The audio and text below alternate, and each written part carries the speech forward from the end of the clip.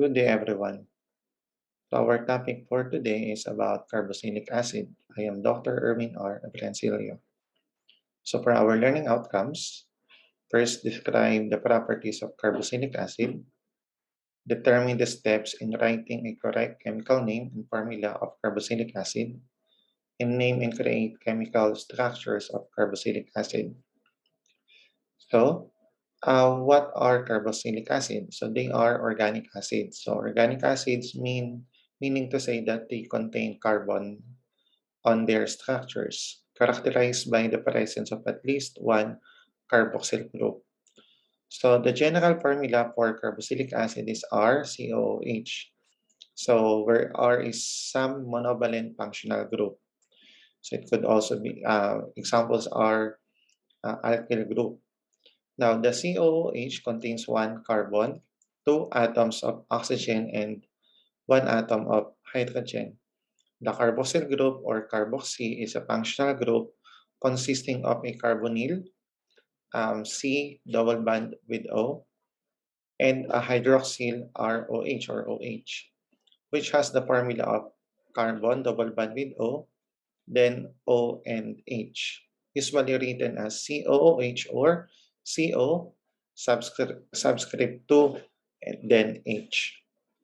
So carboxylic acids are Bronsted Lowry acids because they are proton donors. So they are the most common type of organic acid. So that's why in nature and even in the body of animals, there are carboxylic acid. So the general formula for that is looks like this. C is bonded with R. It could be, as I've said, an alkyl group or alkane, then this C is bonded with double bonded with O. Then this C also is bonded with oxygen, and that oxygen is bonded with hydrogen. As you can see here, um, there are four bonds for carbon. So the four valence electrons of carbon are already bonded with that of oxygen and the R. Now, what are the physical properties of carboxylic acid? So they are polar. They are polar because they are both hydrogen bond acceptors. You can see there the carbonyl, the one with C double bond with O, and a hydrogen bond donors or the hydroxyl, the one with OH. They also participate in hydrogen bonding. So that's why they are polar. Now, together with the hydroxyl and carbonyl group forms the functional group carboxyl. So that's why it is COOH.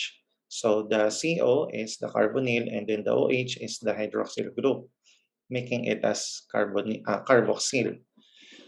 Now, smaller carboxylic acid, those with number 1 to 5 carbons are soluble in water. So whereas higher carboxylic acids are less soluble due to the increasing hydrophobic nature of the alkyl chain. So it is easier to dissolve those with 5 and below carbon than that of 6 and above number of carbon in the structure.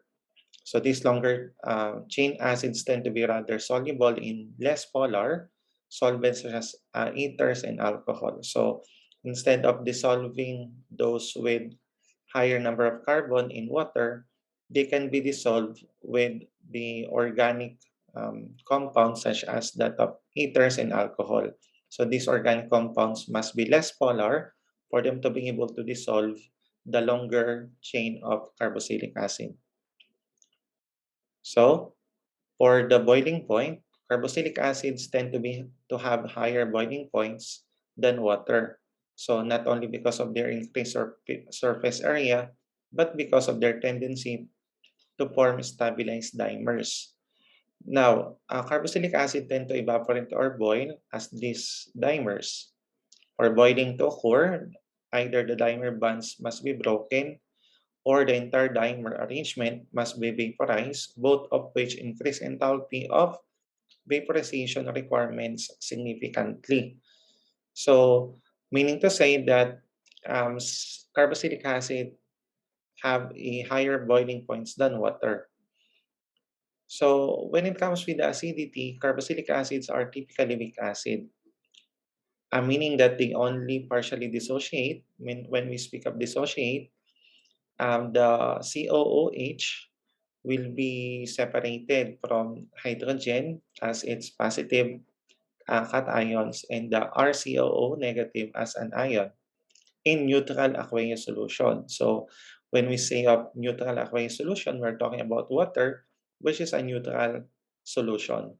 So for example, at room temperature, only 0.4% of the acetic acid molecule, acetic acid is an example of carboxylic acid, are dissociated. So meaning to say only 0.4% at room temperature, wherein there will be dissociation between that of the RCOO negative and H positive.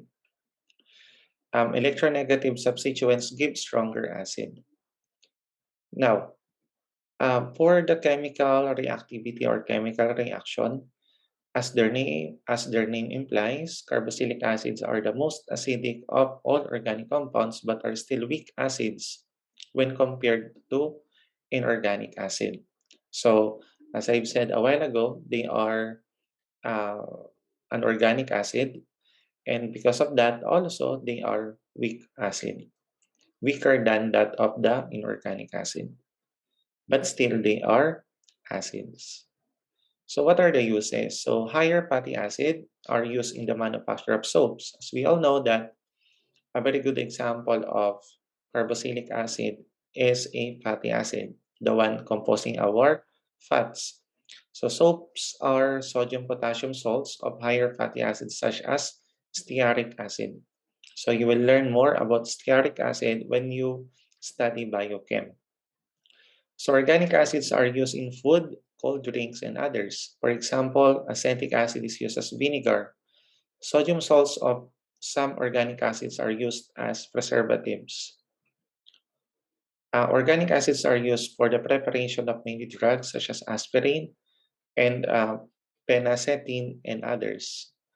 And acetic acid is used as a coagulant in the manufacture of rubber. And acetic acid again is also used in the manufacture of various dyestuffs, perfumes, and rayons, and also for making detergents and shampoos. So there are a lot of uses both in our body as well as in the industry when it comes with carboxylic acid. Specifically, here we have fatty acid for our body, or from the uh, animal body, which are used in the industry. And we also have acetic acid that come from plants that are also used in the industry and medicinal purposes. So let us now move on to the nomenclature of carboxylic acid. So carboxylic acids are named by dropping the E ending of the parent name and adding OIC acid. So the E ending is the one from the alkane. So for example, let's say we have ethane, and that is, let's say there is carboxylic acid there. So the name will become ethanoic acid. So same thing with propanoic acid, butanoic acid, pentanoic acid, hexanoic acid, heptanoic acid, and so on and so forth. So the parent is the longest carbon chain containing the carbon COOH. Number the chain with this carbon as number 1. So since the COOH do not move across the structure, you can say that wherever the COOH is located, the first C there is your carbon number 1. So if the COOH is attached to a ring, the compound is a cycloalkane carboxylic acid. And the carbon of the ring to which the COOH is attached is number 1. If you'll notice that this ruling is also applicable to other functional group, such as that of the benzene, such that of the carboxylic, the aldehyde, even in aldehyde. If two COH groups are present, the compound is a dioic acid. although many of these compounds are known by their trivial names or what we call as the common name. Now, let us look into this. No, let us look into this wherein there are common names, source, a UPAC name, melting point, and the one on the right is the boiling point. Let us look into that first. If you'll notice that the melting point from 8.4 degrees Celsius to 31 degrees Celsius. And meanwhile, you can see also an increasing number when it comes to the boiling point.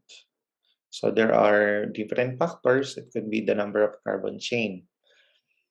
Now, for the common name, these are the common name came from the source, no, the name of the source. For example, formic acids are found in ants. So that's the smell of the ants when you squeeze it, no. So that juice coming from ants and the smell of it is a formic acid. So since its scientific name has the formica, no, so from their formic acid, right? So same thing as with acetic acid, the one found in vinegar. So that came from acetum. So that's acetic acid, and so on and so forth. Okay, so there are a lot of, this is around 10 carbons with a source, no, and from the source name, no, the common name came from. However, in the IUPAC name, it is a standard name. That's why it follows the format of removing the E ending of the alkane and replacing it with OIC, such as that of methanoic acid, ethanoic acid, and so on and so forth.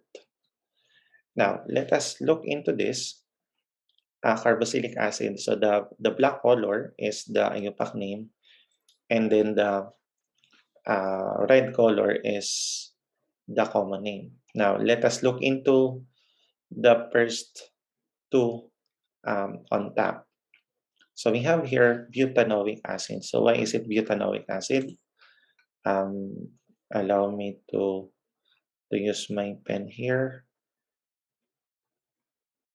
So we have here 1, 2, 3, and then 4. So this is butane. So there are no other attachment. There are no substituents attached. So it is a plain butanoic acid. So butane, remove the E, and then add the OIC, butanoic acid. Now, it is butyric acid based on the table that I have shown a while ago. Like this one. It comes from the butter butyrum. Okay. Now, in case of the second example, we have 1, 2, and 3. So this is propanoic acid for its IUPAC name, and then propionic acid as its common name. Now, the two examples at the bottom has substituent, okay, alkyl substituent. So same ruling, so you have to count the longest chain, but make sure that the first carbon is found on the in the COOH.